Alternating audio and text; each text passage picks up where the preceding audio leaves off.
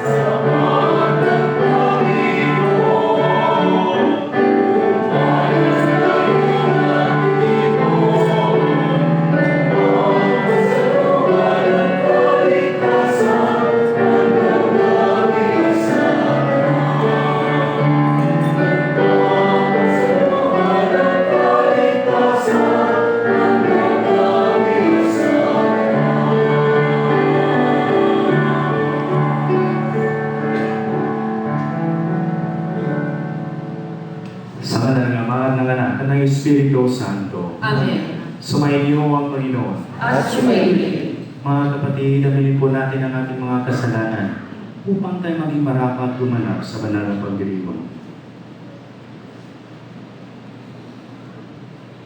Inaamin ko sa makapangyarihang Diyos at sa inyong mga kapatid na lubha akong nagkasala sa isip, sa salita, sa gawa, at sa aking pagkukulang.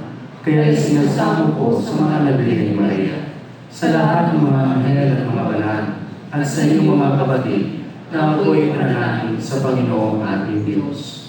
Kawan tayo ng makapangyarihang Diyos, patawarin tayo sa ating mga kasalanan, at patnubayan tayo sa buhay na walang hanggan. Amen.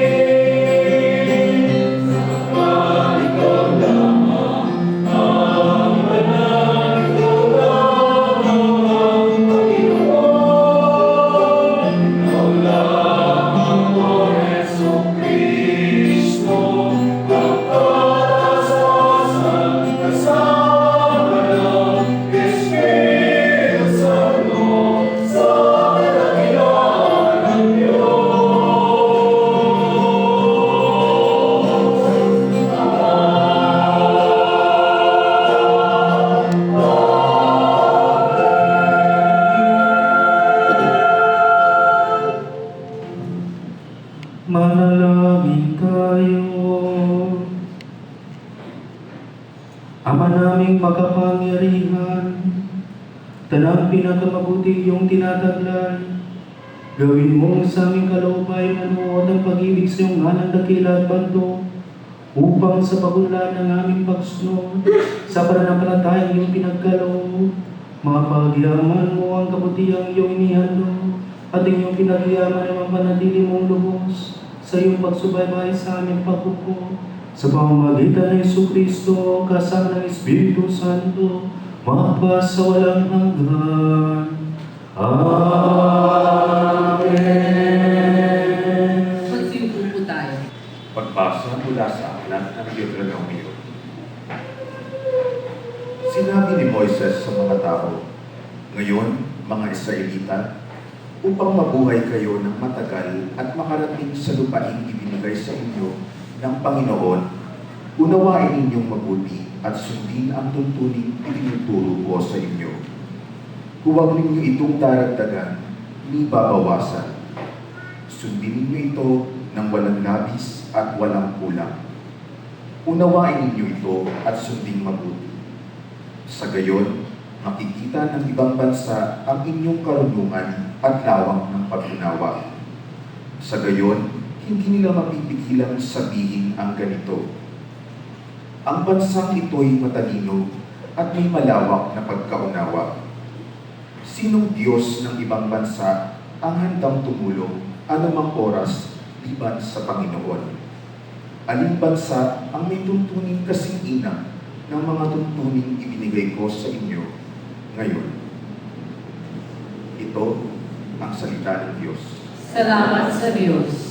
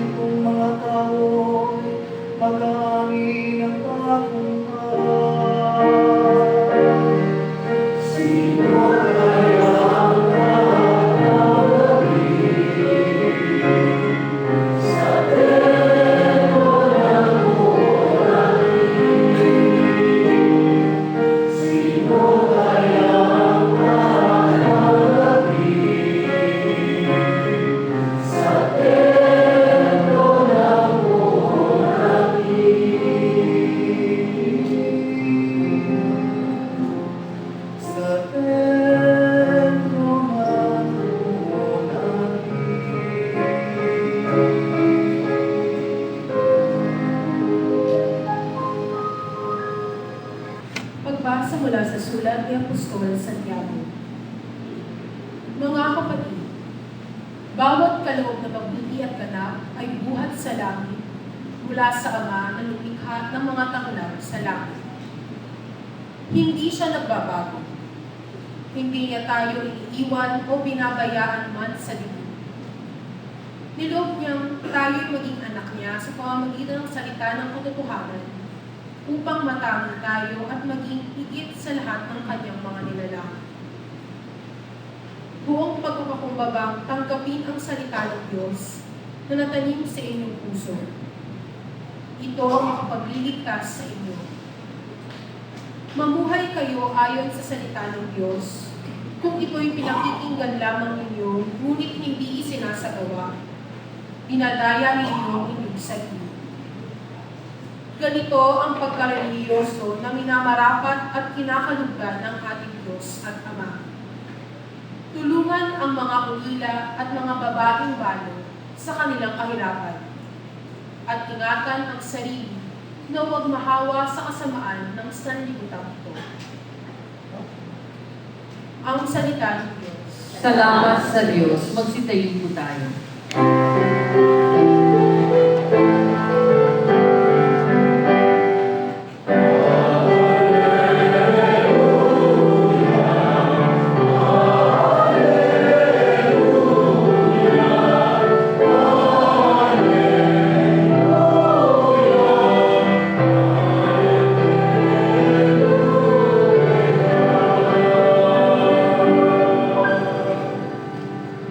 Magulang natin, Diyos Ama, anak ng salita niya, tayong mga aning tuna.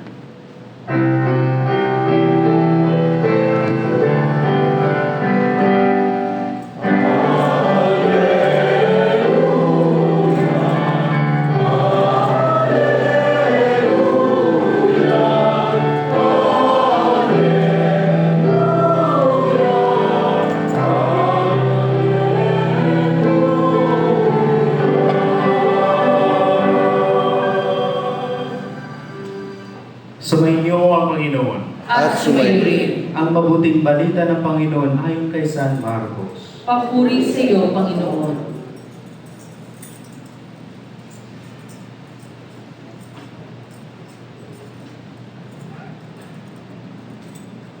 Noong panahon iyon, may mga pariseo at ilang iskribang galing sa Jerusalem na lumapit kay Jesus.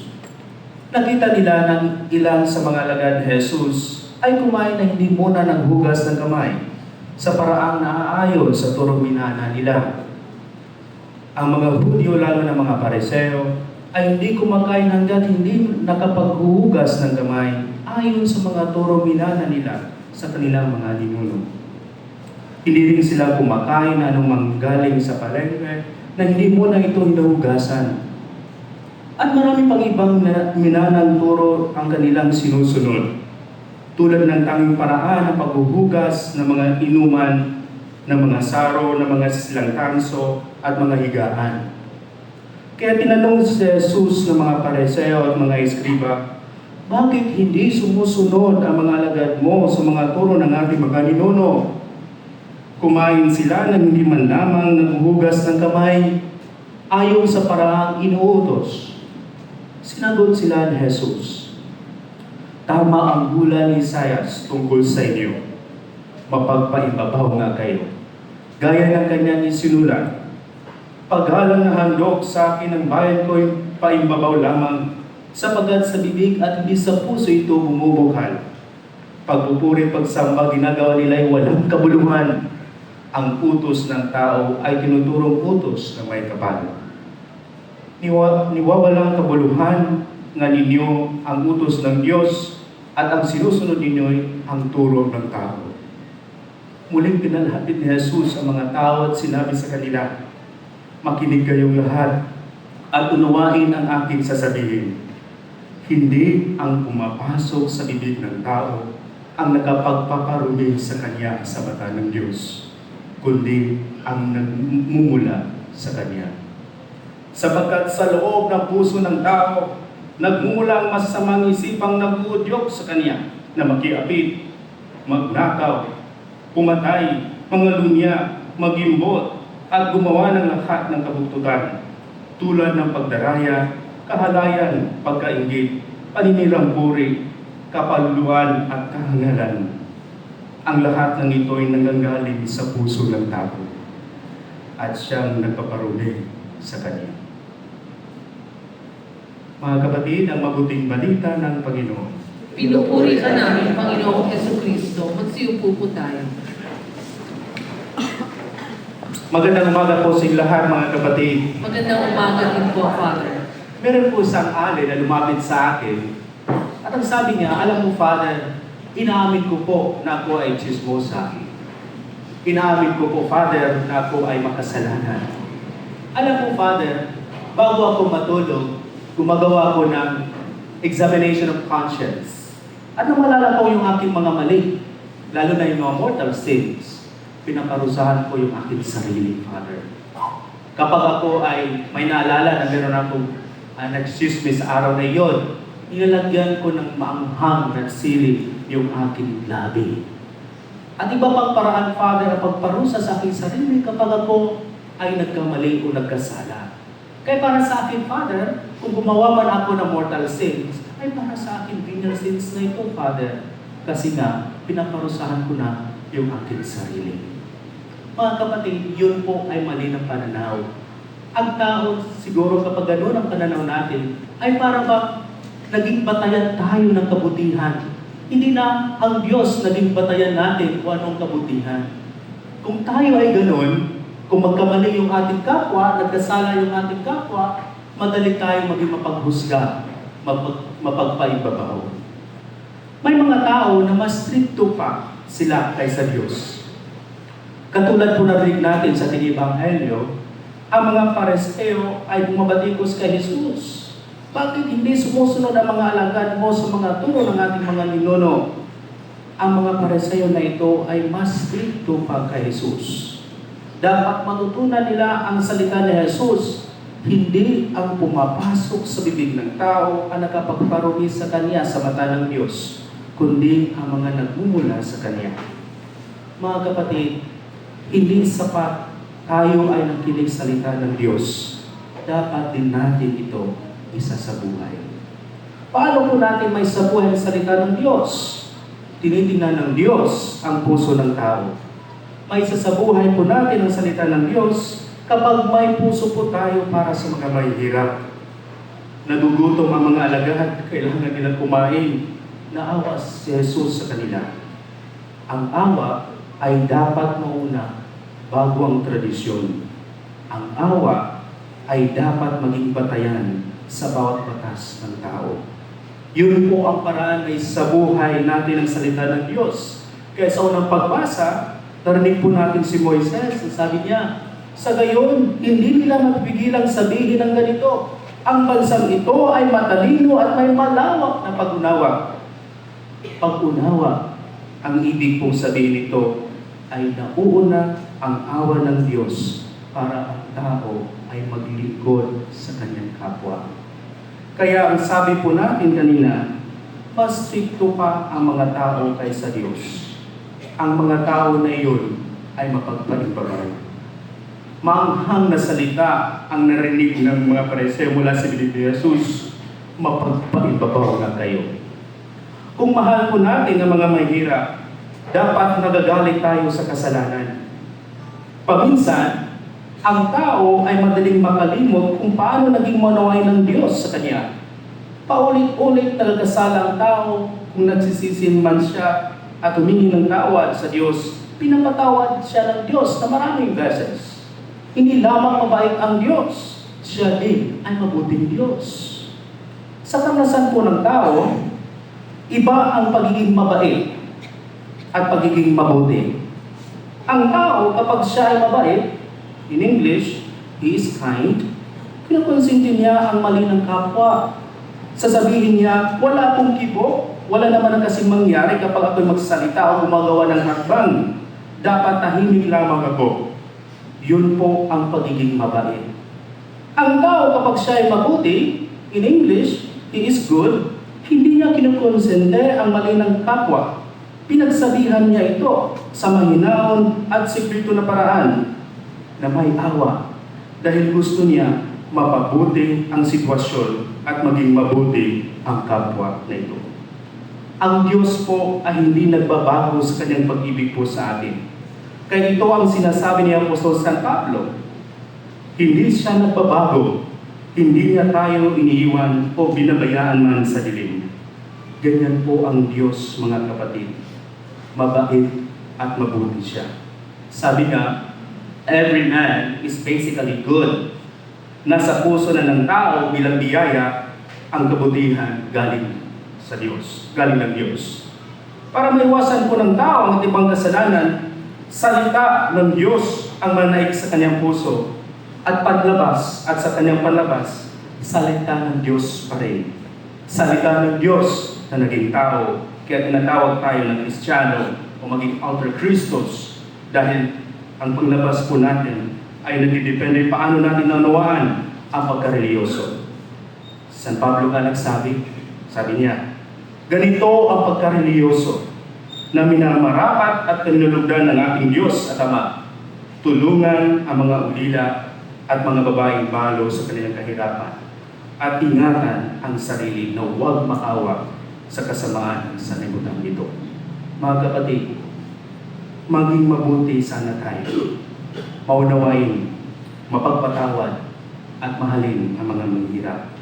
Mauna sana ang awa ng Diyos na siyang batayan ng awa natin sa isa't isa. Ito po ay sana maging automatic sapagkat ang salita ng Diyos ay nanatili sa atin. Maging nakaumuli siya, maging buhay palagi siya sa Jesus sa bawat isa sa atin. Magamit tayo sa kasalanan. Huwag hayaan na sa masamang sitwasyon ng kapwa. Maanghang o masakit man ang katotohanan na sasabihin natin, huwag tayong matakot.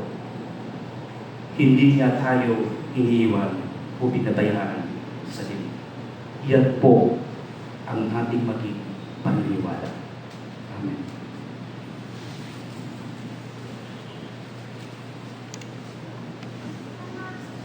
Magsitayo po tayo.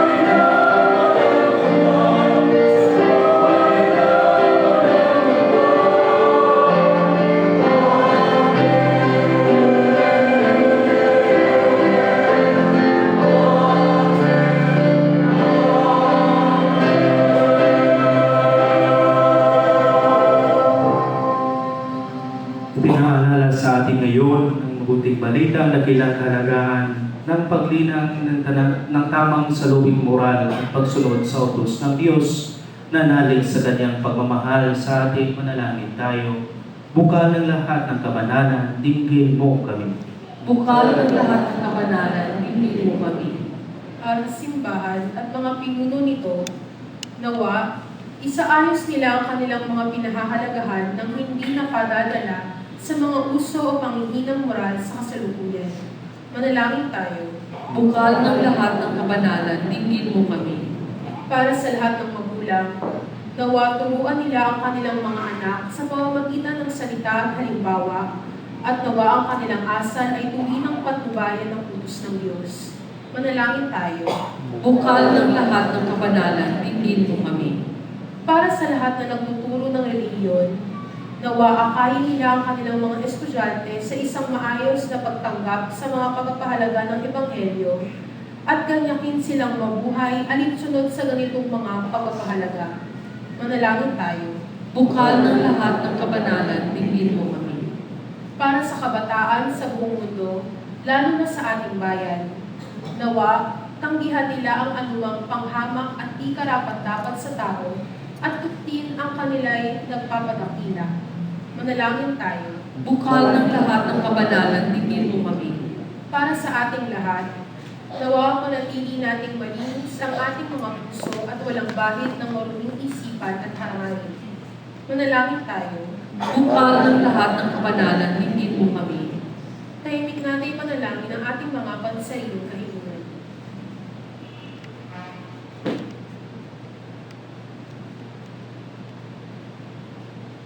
Manalangin tayo. Bukal ng lahat ng kabanalan, dinggin mo kami.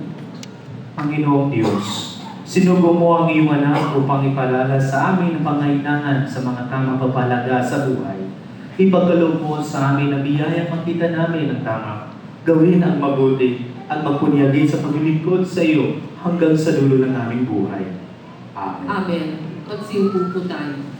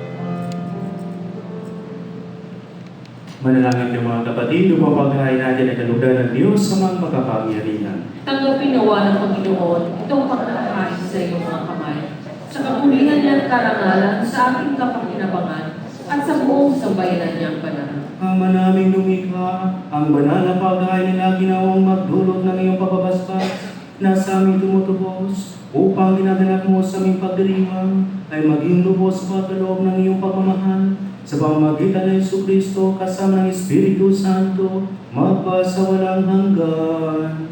Amen. Sumainyo ang Panginoon. At sumayin, Itaas sa Diyos sa iyong puso at diwa. itinaas na namin sa Panginoon. Pasalamatan natin ang Panginoong ating Diyos. Marapat na siya ay pasalamatan. Ama naming makapangyarihan, tunay ang marapat na ikaw ang pasalamatan. Sa iyong kagandahang loob, kami binukod upang iyong maitampo sa kadakilahan mong lubos. Kahit na ikaw ay aming tinalikan dahil sa aming pagkasalawahan, gumawa ka pa rin ng magandang paraang may mauna sa amin para ikaw ay balikan. Kahit ang iyong minamahal na anak, ang nilisa sa mga taong hama, upang may kapwa kami makapagligtas sa aming pagkapahamak at pagkaligaw ng landas. Kaya kaisa ng mga anghel na nagsiaway at papuri sa iyo, na walang humpay sa kalangitan, kami nagbubuli sa iyong kadakilaan.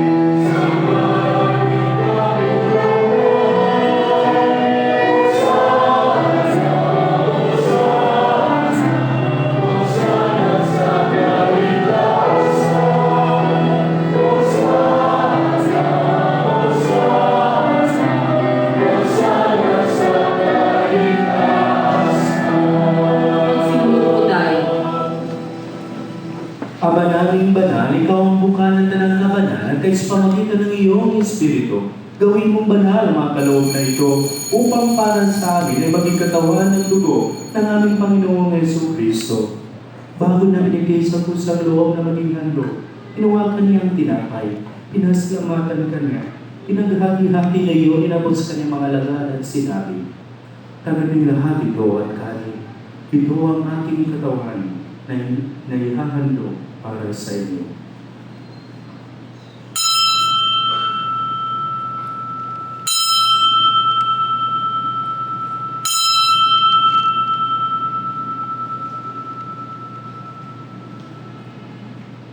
Gayun din naman ang matapos ang hapunan, nawakan niya ang kalis, muli kanyang pinasalamatan, iabot niya ang kalis sa kanyang mga alagad at sinabi, "Tanggapin lahat ito at inumin.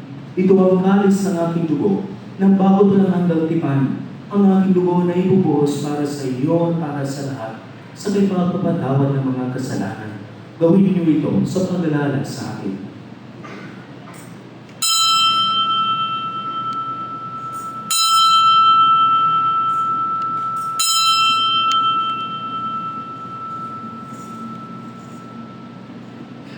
Magsitayo po tayo.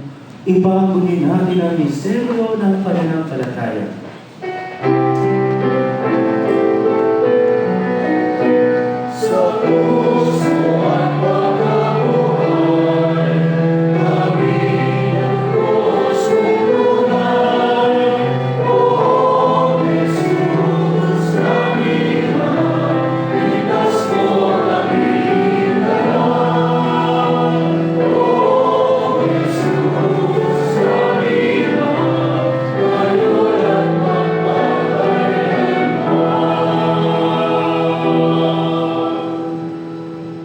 Ginagawa namin ngayon ang paglalas sa pagkamatay at muling pagkabuhay ng iyong anak.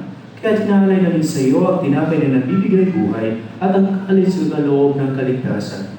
Kami nagpapasalamat dahil kami yung minarapat tumayo sa harap mo para maglingkod sa iyo. Isinasamo namin kami magsasalo-salo sa katawan ng dugo ni Kristo ay mga buklod sa pagkaisa sa pamamagitan ng Espiritu Santo. Ama, linapin mo si Bahang laganap sa buong daigdig. Puspusin mo kami sa pag-ibig kay San Francisco naming Papa at Oles Antonio ng Obispo at ng Tanang Kaparian. Alalahanin mo rin mga kapatid naming nahimlay na may pag-asa muling mabuhay gayon din ang lahat ng mga pumanaw. Kawan mo sila at patuloyin sa iyong kaliwanagan. Kawan mo at pagpaping kaming lahat na makasalo sa iyong buhay na walang wakas. Kay Sana Mahal na Birhen Maria, Ina ng Diyos, ng kaniyang kabiyak ng puso niya sa San Jose, kay Sana mga apostol at lahat ng mga banal na namuha dito sa daigdig ng kalugod sa iyo. May pagdiwang naman namin ang pagpupuri sa katangal mo sa pamamagitan ng iyong anak ng aming Panginoong Hesus Kristo. Sa pamamagitan ni Kristo, kasama niya at sa Kanya, ang lahat ng parangal papuri sa iyo, Diyos amang makapangyarihan, kasama ng Espiritu Santo, magpasawalang hanggan.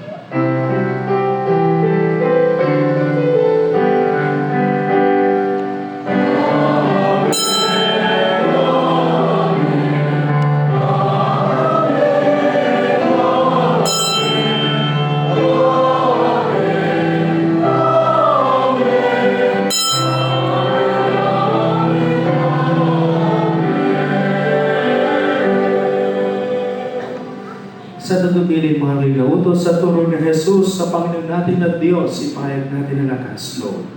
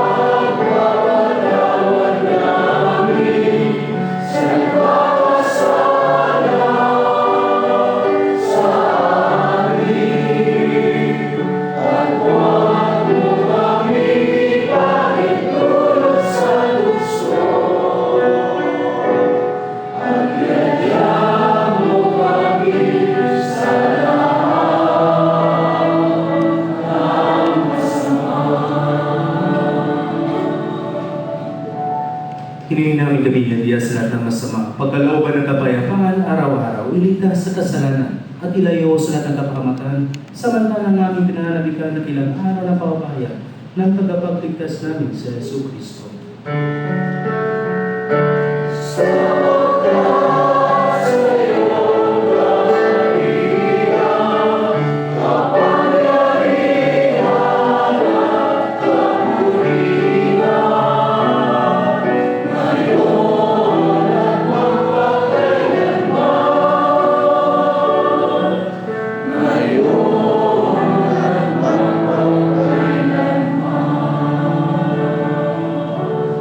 Panginoong Hesus Kristo, sinabi mo sa mga apostol, kapayapaan iniwan ko sa inyo. Ang aking kapayapaan ibinibigay ko sa inyo. Tunghayan mo ang aming pananampalataya at huwag ang aming mga pagkasala. Pagkalooban mo kami ng kapayapaan at pagkaisa, ayon sa iyong kalooban, kasama ng Espiritu Santo, magpasawalang hanggan. Amen. Ang kapayapaan ng Panginoon ay laging sumainyo. At sumayin. Magbigay kayo ng kapayapaan sa isa't isa. Peace be with you. Peace be with you.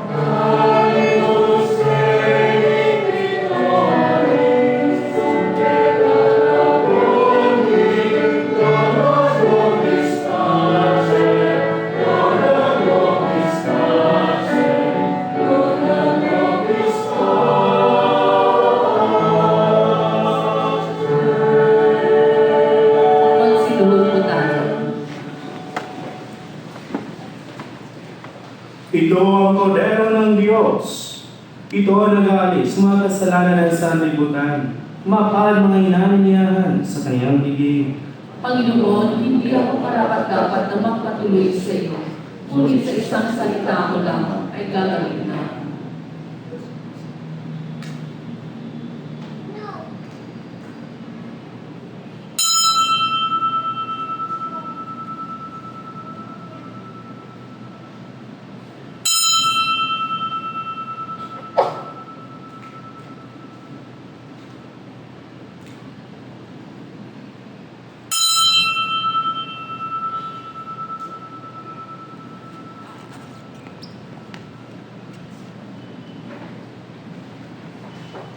Para sa kaayusan ng komunyon, magsisimula natin ang pagbibigay ng komunyon sa mga nakaupo sa unang hanay ng upuan at sumusunod na hanggang sa hulihan. Nakaupo o nakatayuan tayo ay may mga ushers na gagabay sa atin. Sa mga hindi nakasunod sa dress code, may mga shawls po na ipaghihiram at ibalik na lang po sa ushers pagkatapos tumanggap ng komunyon. Maraming salamat.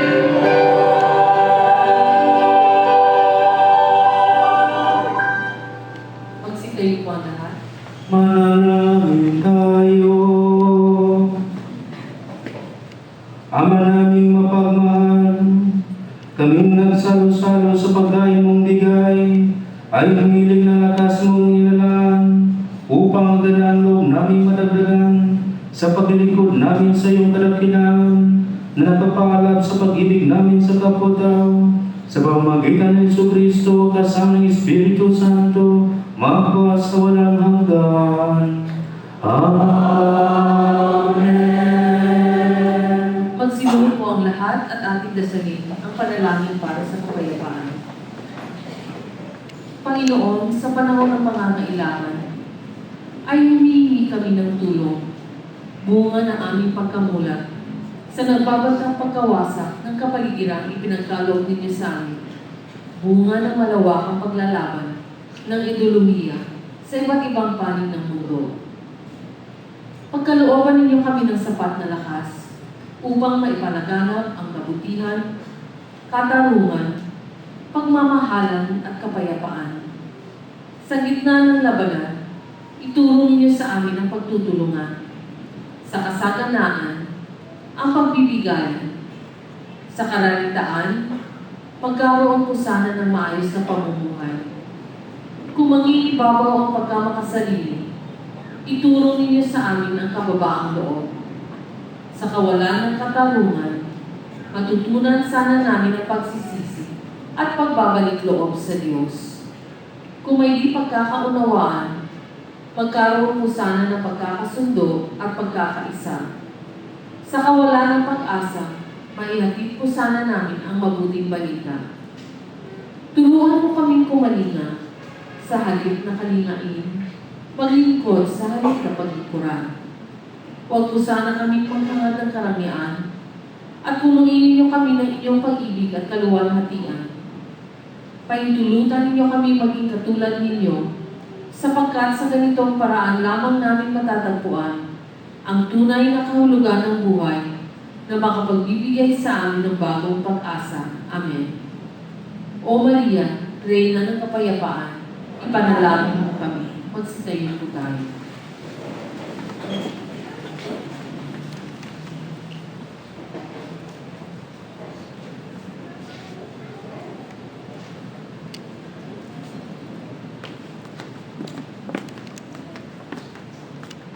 Sumainyo ang Panginoon. At sumayin. Pagpalain kayo ng makapangyarihang Diyos, Ama at Anak at Espiritu Santo. Amen. Tapos ng misa, may bitaglay kapayapaan ni Kristo. Salamat sa Diyos.